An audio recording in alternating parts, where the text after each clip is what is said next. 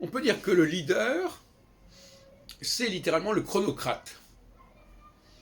Et on pourrait parler d'une chronocratie pour parler d'un régime où l'astrologie jouerait un rôle important sous la forme que je vais signaler, bien sûr pas sous n'importe quelle forme. La chronocratie, c'est qu'il y a un certain sens du temps qu'il faut respecter et qui s'impose. Mais cette chronocratie, elle passe par le leader. Et le leader, c'est un être humain, c'est pas une planète.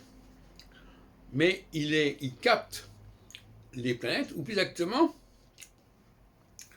il détermine leur impact d'après sa propre structure solaire. Si je suis avec le Soleil en Sagittaire, je capterai Jupiter à un moment donné différemment que celui qui a un Soleil en Scorpion au même moment, etc. Et inversement. Donc, le chronocrate, c'est celui qui est porté par le mouvement des planètes, mais qui en même temps détermine, par l'impact que ces planètes vont avoir sur lui, le cours des choses. Je ne sais pas si je me fais bien comprendre. La chronocratie, qui doit remplacer la démocratie,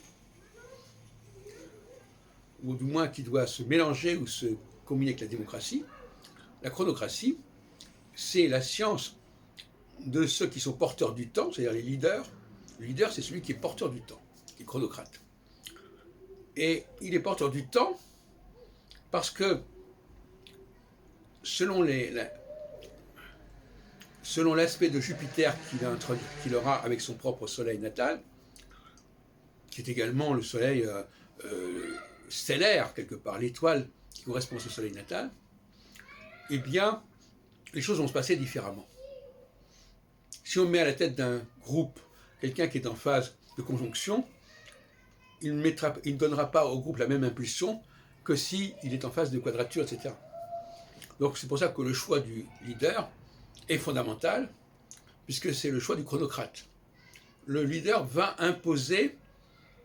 impacter son propre cycle, qui lui-même est en rapport avec le cycle de Jupiter, à la société dont il aura la charge.